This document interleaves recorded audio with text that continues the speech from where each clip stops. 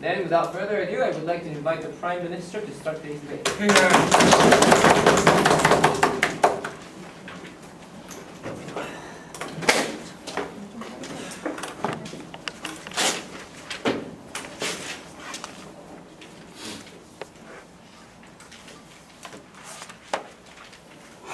Yep.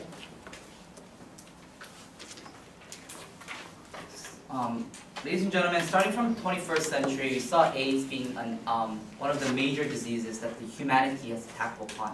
However, when we see AIDS as in our democratic societies, especially under our model, where these countries are mandatorily forcing insurance companies to cover the AIDS disease without their consent, we think that these countries, and many Scandinavian countries or well-developed welfare countries, should actually give the right to these insurance companies to deny certain rule. Our model is not meaning that every insurance should just get rid of the coverage, but we should give them the choice for insurance to have a competition with each other. When a certain insurance company chooses to not give coverage, we think that these insurance company has a complete right to do it.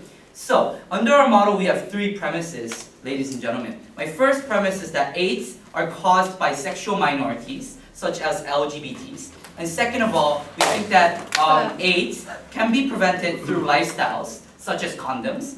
And third, insurance companies do discriminate individuals according to different lifestyle, and they calculate these kind of lifestyles risk, ladies and gentlemen. So, under our model and under my speech, I have two arguments. My first argument is talking about when do insurance companies discriminate their services. And second of all, when we talk about moral hazards, once we protect it, we think that it's going to prevent certain unhealthy lifestyles in our society. So, before moving on to my argumentation, yes? So you said that sexual minorities prone to have more AIDS than other non-sexual minorities, right? Then are you justify the concept of the companies when they discriminate these people in terms of hiring and employment? Because you said they have AIDS more than other people. We think that in cases of discrimination, when there's certain justification that the companies have when they discriminate, we think that in a democratic society, we don't just make a standard of every company is following the same rule if it doesn't harm the society. When an individual have actually caused a certain disease by their lifestyle, and that causes also the heterosexual couples to also suffer from AIDS, we think that this is also a direct harm that can be caused by an individual. Therefore, the government's responsibility is trying to prevent such lifestyles to be, I guess, proliferated, and then make our society healthier, right?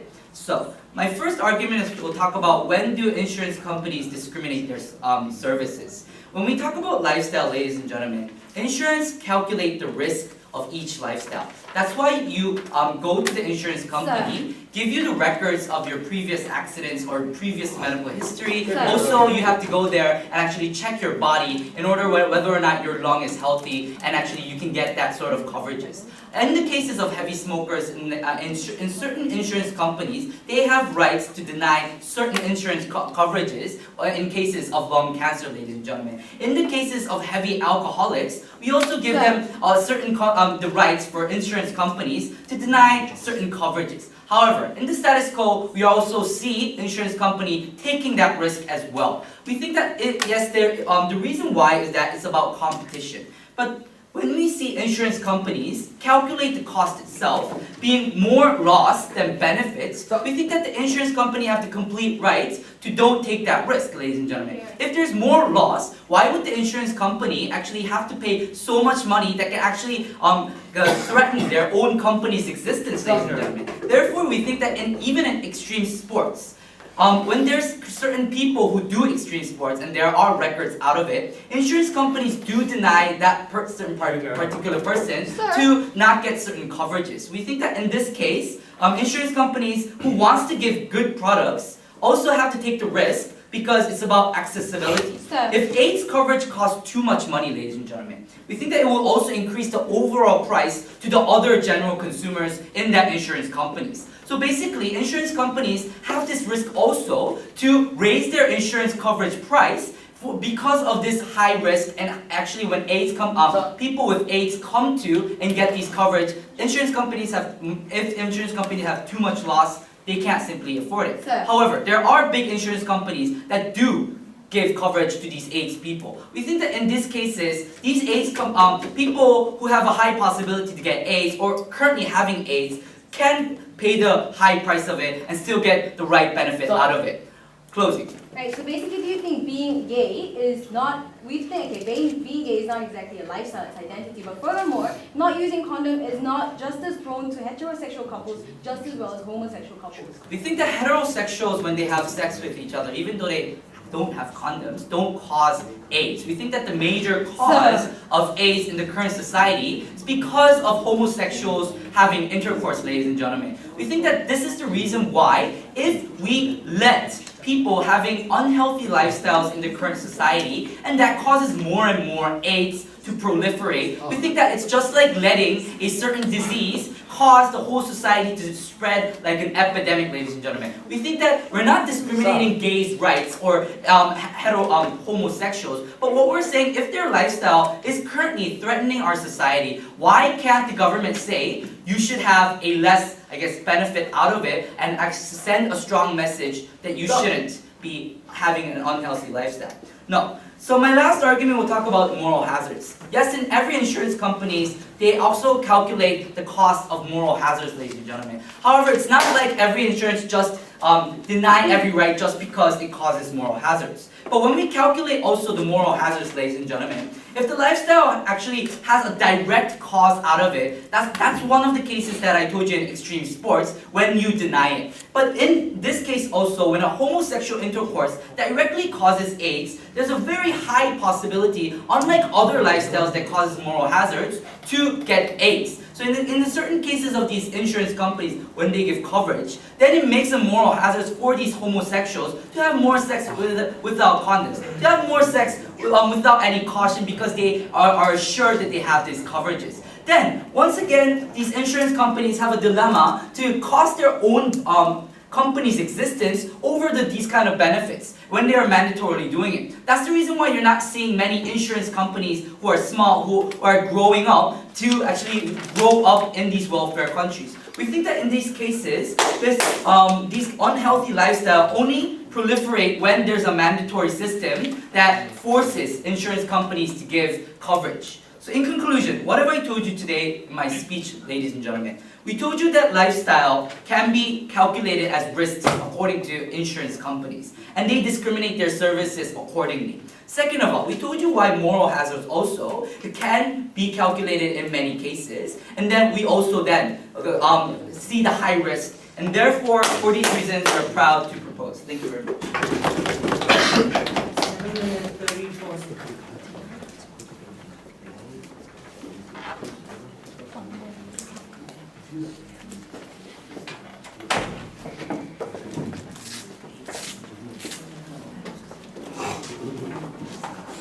Hello, please.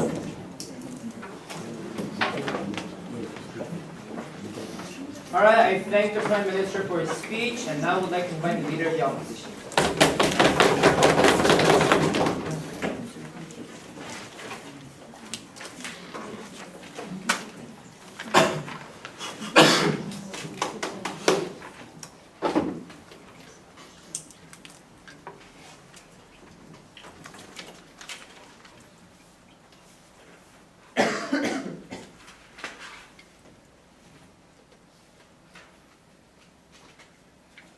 The major assumption that we heard from the Prime Minister today is that these sexual minorities are the sole cause and the root cause of the proliferation of AIDS itself. We actually counter that idea. That is completely absurd.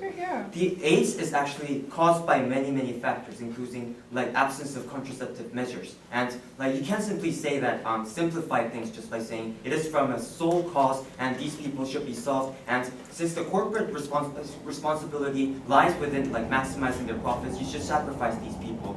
We deny this concept. We believe that since insurance companies have their rights to business, because the government has no ability to take care of its own citizens in terms of their national health care, the government has no justification to actually pass this policy, which is downgrading upon these people to actually get proper cure from these people. And we believe that the idea of social responsibility of these insurance companies extend beyond that, and we contend that idea. Right now, the UN AIDS estimate that 33.3 million people are living with the HIV at the end of 2009. This is like 2012, so we believe the number is still increasing. The very purpose of these corporations is to actually benefit from the people's risk and people's anxiety. And for you to actually screen off these people just because they presumably have the lifestyles that might be damaging to your profits, it is not justifiable. And I'll provide you with the distinction in my points. Before moving on to my 2 points that I'll provide to you, a couple of responses. Firstly, he says the corporations have the ability and have the justification to discriminate certain people from actually benefiting from their insurance coverage. Well, yes, but the calculation of risk and the previous accidents is somewhat different in this sense. Since it is manifested outright. You can't say that these minorities would presumably go through unhygienic sex so that these people will get the diseases. Like, if you actually have a record of like car driving, like speed racing, or like smoking or drinking to the extent that you have a previous record of having lung cancer, that is a justification for these people to be actually screened off. Well, if you're saying that like the past record of AIDS is like the criteria for these people, like judging off, like, well, I don't know, but like, if you say that sexual minorities should be denied their rights, you're saying that you're labeling these people that you might and you presumably have these sorts of unhygienic lifestyles, so you should be screened off. And I don't think that's the right of these corporations in the first place. And on the second level of analysis to this like argument is that since the governments give the business to them, the insurance companies and the very purpose and the very essence was actually arose from the government's welfare policies. And the small businesses, if they can't cover these costs and they can't cover like everything that risk factors that these vulnerable people have, they should not start the business in the first place. For instance, we do not give the rights to small businesses to actually open up if you can't provide minimum wages to your worker, if you can't provide proper care to your workers. So this goes alongside with the same line with the principle behind the opening up this business. And secondly, they said moral hazards. Well, this is completely absurd, absolutely rubbish. Since this is actually the idea, if you get AIDS, you die, right? Yeah. There's no moral hazard. Like, just because government provides this policy, like, I'm gonna have like unhygienic sex for the rest of my life because I'll get like treatment. AIDS is uncurable. There's no moral hazard. Like, and I believe this is as simple as that. Two things today I'm going to provide to you, Mr. Speaker. Firstly, I'm going to talk about why they don't have the justification to actually screen off these sexual minorities. And secondly, about the tangible harm that arises when you actually pass this policy. Firstly, onto why there is no justification. Well, I have 3 levels of analysis for this idea. Firstly, the insurance companies have the privileges granted to them, dealing with life with license. The sort of things, the sort of thing that is granted to these life insurance like companies isn't granted to any other entity. That's why these privileges come with responsibility. For instance, the privilege to collect profits from incitement of uncertainty and anxiety isn't given to any other entity except for these insurance companies. Therefore, it is likely to be a justification that these companies have is actually like diminishes in comparison to our analysis, since they don't actually have the justification. And secondly, on the second level of analysis, the government's inability to actually cater to the needs of these AIDS patients is actually the emergence of private companies, fed into this idea of emergence of private companies themselves, sit down. And the governments actually bear the responsibility for their inability in the first place, and not being able to take care of the people with national health care, and having them to rely on expensive fees that they have to pay to these, and additional fees that they have to pay to these private companies, is a further justification that we propose on the government's responsibility. And since the government's inability induced these like corporations, I'll take you in a second, like to actually be erected, we should not actually propose like this policy, which is immoral. So, prove to us that these healthy people who don't actually have any relationship with AIDS have to pay higher price just because of these sexual minorities having AIDS and causing AIDS. Prove to us why these people who opt out of having AIDS coverage at all I'm very sorry, to pay the high price just because you mandatorily force them. I got your point. But as you said, like these corporations, if they can't actually provide the factors to these people in terms of the cost that they have to bear, there's no justification for these corporations to actually bear the consequences of the anxiety that these people have and profit from it. Therefore, it is immoral, and that will be further elaborated. Like thirdly, third level of analysis is that they cannot judge based upon possibility. Everyone who signs up for insurance coverage is actually based upon the anxiety that they have that they'll get AIDS in the near future. Like that includes the sexual majorities or like sexual minorities or people, like in one sense. And these companies actually benefit from this possibility. And for you to say that these people might have the lifestyle that might be damaging to your profits, which isn't even sure in the first place. They might have condoms and they might have contraceptive measures to prevent these things from happening. And it is immoral for you to suggest such actions. Secondly, onto the harms. Like I also have like two levels of analysis. Firstly, the AIDS is actually a lethal disease, and it provides a leeway for like to get such ideas if you don't provide and cater to the needs of these people in terms of something that is the life and death situation. And on the second level of analysis,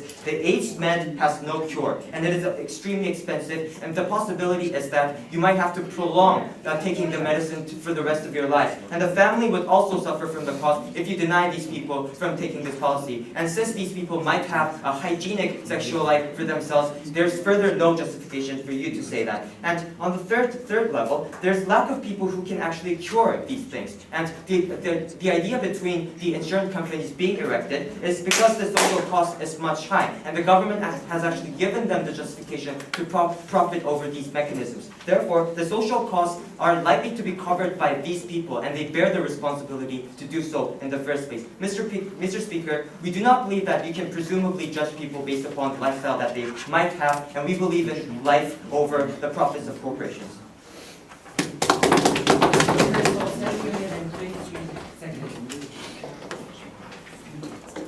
I thank the Leader of the Opposition for his speech and would now like to invite the Deputy Prime Minister.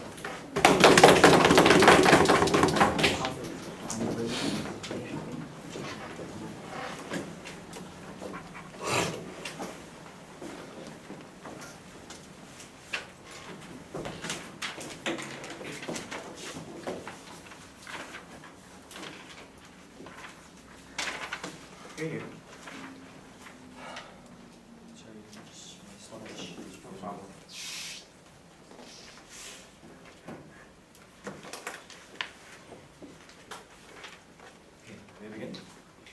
Thank you, Mr. and Madam Speaker. Oh, Madam Speaker, Mr. Speakers. We think that they have a misconception or mischaracterization towards our premise, right? We're not saying that, well, I guess they agree to the fact that AIDS don't have a remedy in the status quo, and they also assume that AIDS eventually it's going to lead to death since we don't have a remedy. The problem comes from their side because they constantly challenge us about the calculation of risk, right? They talked about, even in the leaders of the opposition speech, the statistics are currently going up and up and up, right? They mischaracterize when you ask the POI, since AIDS infectors are increasing in the status quo, the risk for these companies are also increasing. Therefore, when a company is based on the first purpose of a company to exist is to actually pursue a profit. We asked the POI, we see no response whatsoever coming from open opposition, right? We also talked about how insurance companies have different focuses. It's not their obligation to mandate every single care for every single disease in the status quo, because under their logic, pharmacies should sell every single remedy to cure every single disease in the status quo. Hospitals should focus not only on back disease or like a throat disease. They should have they shouldn't specialize in such areas. They should simply provide every single remedy for every single disease that exists in the status quo. That's the policy coming from their premise, because we think that in the status quo, insurance companies do have specialties such as focusing on cancer, focusing on dentists, or focusing on car accidents, right? We see that these specialties are the exact reason why companies have a benefit against each other, which they simply deny to engage upon. So before I move on to my fundamental argument about one, what's the benefits to the company, second, what's the benefits to the manufacturers of these insurance rather than these LGBTs, several rebuttals. He talks about, firstly, there's no justification because, the government's incapable to provide these cares. We challenge that premise. We say no, because as we mentioned, if there's no remedy, all that the government can do is actually sell condoms, right?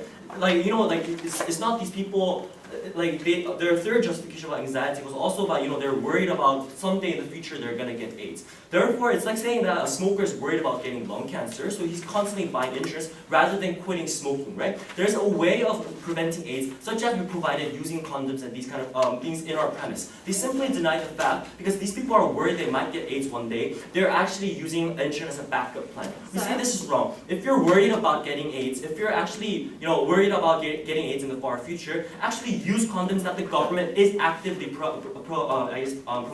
They're simply denying our premise and failing to engage, just simply giving us false justifications that we can never debate under. So, Yes. so if you hate it, I must share my cost with AIDS, maybe sexual minorities. You can leave the insurance company. Why you don't have any choices about it? Because I guess it's the situation of people not being able to opt out because they spend their money in these insurance companies for years and years, and by contrast, once these people opt out of the insurance company, they simply don't get any money because that's under the contract. If you break the contract, let's say I signed for a 10-year contract at insurance firms, I know that AIDS are increasing, so my risk of not getting money is increasing. Therefore, even if I opt out before 10 years, I won't get that insurance, what do you call it, 보험 환급금, right? I won't get that money. Therefore, that's the risk of these people still having to mandatory opting in the status quo, right? We say that this kind of risk should not be imposed to the healthy lifestyle people who really want this as a backup plan for preventing inevitable situations or actually unpredicted diseases. So let's move on to the benefits that actually this solution can produce. Our first premise that they also haven't engaged is that we're actually giving these companies choice, right? Companies, when they have the right to deny it, they also have the right to choose, right? We're not saying that we should mandate every single company to simply deny. So let's divide this into two cases. For companies first, we think that companies who choose to provide AIDS insurances, we tell you that's a marketing strategy because they're taking the high risk, as you mentioned in the introduction speech.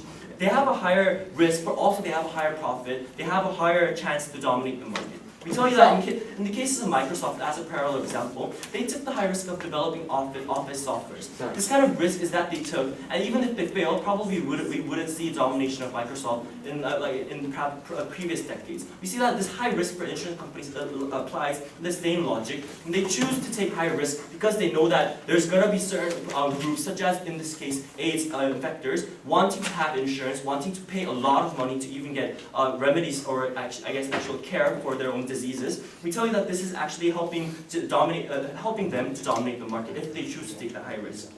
We tell you that also it's an enhancement of brand images. In the case of Durex, the condom manufacturer, they also provide condoms for heterosexuals, but also for homosexuals, saying that these condoms are specialized for homosexuals, therefore it's actually providing active care for you. These companies don't really have to make condoms for these people, but still they choose to, therefore the brand image increases as self. So we tell you that for these companies who choose to provide them, it's actually a very strong marketing strategy for them. Therefore, it's actually justified for these companies. Second, companies who choose not to provide. We tell you that it's also a company's right to take I guess, low risk to remain within the market. Why is this? Because we tell you that small insurance companies who actually don't have capability to compare against these major conglomerates, such as we see like AIG or these other insurance companies, they have a relatively low competitiveness. Therefore, their goal is not to make tons of billions of dollars, but rather to survive within the market. We tell you that providing insurance aids, as they mentioned, there's no clear remedy as well. We both conceded to the fact. What these companies have to do is it's different from a lung cancer. It's different from the backbone disease because those kind of disease can be cured by one time providing the insurance money, right? But still, in AIDS, we have to constantly care about the person because AIDS leads to other diseases as well. The insurance company have a higher burden to constantly provide money for these other diseases that are related to AIDS. Therefore, these companies do have the justification, do have the absolute right to opt out of this situation because they know that they can't bear the risk. They shouldn't take the risk because they're simply going to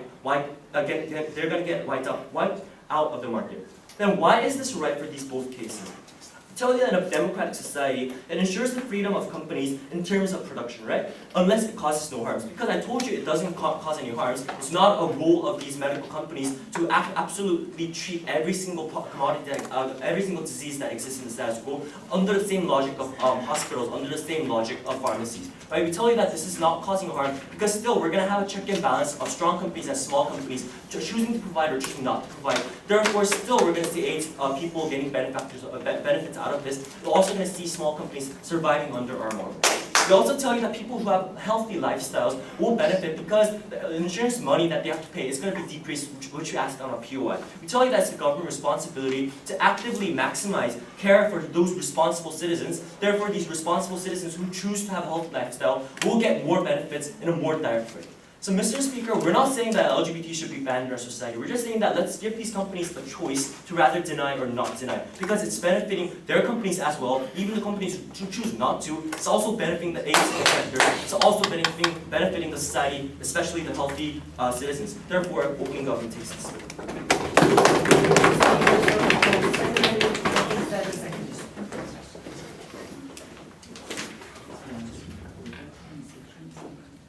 Alright, I thank the Deputy Prime Minister for his speech, and now we'd like to invite the Deputy Leader of the Opposition who does not obviously understand why people wear suits in the break ground.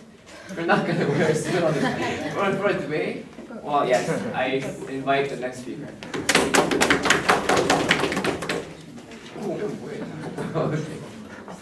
Mr. Speaker, like just because like someone looks like smokers, that doesn't mean he's a smoker, right? Just because I'm the sexual minorities, that I'm not sexual minority. Like women.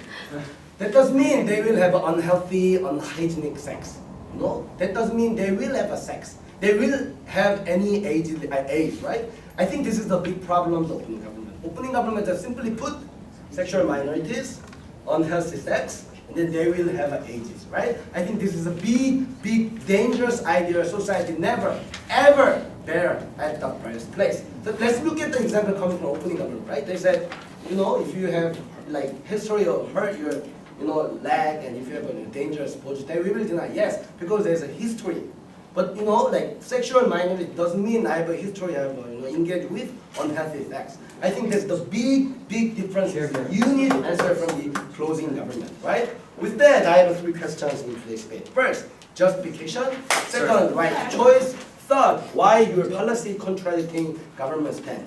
Before moving on there, I'm going to rebut one thing separately from my questions, right? They said other people don't have a risk, so they should not have shared the fear, right? I think, you know, other people have a possibility of getting AIDS, right? AIDS doesn't come from just unhealthy sex. Maybe there's a blood transplant, right? Maybe there's a problem with, I have one night sex with some woman, but maybe she has AIDS. I think that possibility exists with non-sexual minorities. Second, I think the concept of insurance is you will share the cost, right?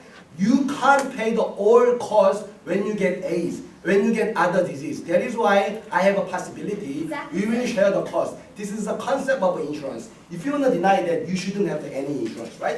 And thirdly and finally, if you have a complaint about that, then you can leave the insurance company. But the problem is they, mumbling because this is a serious POI, right? Because this is last resort to these people. Because government cannot provide you insurance. That is why people go to the private insurance. This is the same as with other AIDS, non-sexual minorities too. This is a last resort. That is why you shouldn't deny at the first place, right? So when you compare, just because I want to have a little bit of money from the market, then and I have a right to guarantee my health coverages, I think later on is way more important than just a little bit of $10, right? So first question, justification. They said company losing their money, they can do whatever they want. No, that's not true. All the company has a social responsibility. They must guarantee minimum wages. They must guarantee, even if they're losing the money, some minimum quota for disability people, even if they're losing money. We said particularly in these cases, they have a bigger responsibility. Why? Because they take the privileges, right? I can deal with the life of the people, take the privileges from the government, which means you get responsibility too, right? Because government just giving you a benefit, they giving you a responsibility too. You need to care everybody. Like I want to deal with the life and earn money, but I don't like this because you will losing money. I don't think that is a good standard people have. Then they're opening government. Second speaker said, then what about the hospital? I think if there's no national hospitals and if there's only private hospitals provide all the treatment, all the disease in the society because they get privileges and they get responsibility, right? Then they said, small company, big company, they will lose the money. Then they shouldn't start at the first place. if company cannot take their own responsibility, then they shouldn't start the business because privilege means responsibility too. Second idea is right to choice. I think this is a really big contradiction, right? They said there is some company is going to choose this provider insurance. But you said this is the big loss. No, if somebody can AIDS, this is a big loss. That is why no company is going to take this responsibility, right? Take this, the strategies, right? If this is a big loss, why company, if this is not crazy, they give the insurance to these like AIDS-related non-sexual minorities, like you said. Then they talked about, oh, this is going to increase the brand images. That is why insurance companies take this. No. Because you amplified non-sexual minority is bad. So if you provide a cure, if you start to care these people, your brand images is going down because you stigmatize these people's unhealthy sex. You stigmatize these people. This is a bad guys. That is why if company start to provide this kind of care, their brand images is going down because you make that company worse. Yes. Prove to us then, insurance company who denied a person, a heavy smoker, of a lung cancer coverage, it gets, I guess, that company brand image suddenly goes, I guess, down. I think no, because no. Okay, the concept is if you say smokers, like I said, there is a history of people that smoke, right? There's two different possibilities. Just because sexual minority, that doesn't mean I will have an unhealthy lifestyle. I will have an AIDS. There's a difference. Secondly, if we just make the smokers really bad, there is a people unhealthy lifestyle, then people must be died. Then that company's image is going to down because you care someone who is evil. Then they talked about AIDS-related people, AIDS-related people later they will have a different disease. That is why companies should spend a lot of money. Like I said, if you cannot care these AIDS-related disease, you can't start a business at the first place. Last argument, contradicting government stance, right? We think governments are trying to really hard to solve the problems of discrimination toward sexual minorities, right? But these guys making wrong messages, right? Because sexual minorities is different from other non-sexual minorities, right? Because they don't want to cover these people. Secondly, they are prone to have ages with some regions. Thirdly, they just said other reason is not causing the AIDS. If you have AIDS, you have an unhealthy lifestyle. I think this is the problem, and it justifies all the discrimination company always do toward sexual minorities. Why? Because these guys said if you are the sexual minorities, you will have a high possibility harm to the company. You will hurt you will hurt the health of the other employees, right? Because you will have AIDS. You have a more possibility. You have an immoral sexual disease. You will have an immoral sex activities. We think that is the problem. When government is trying so hard solve the problems of discrimination, we shouldn't do this because they amplify the discrimination against the sexual minorities. Mr. Speaker, we don't think just because I have different sexual preference, that doesn't mean I should be discriminated. Particularly in the point that is not right, blood transplant, other causes exist in the society. That is why you make these people worse. That is why you justify the discrimination against these people. I think this is really shame. For those reasons, I'm very proud of this. 7 minutes, 19 seconds.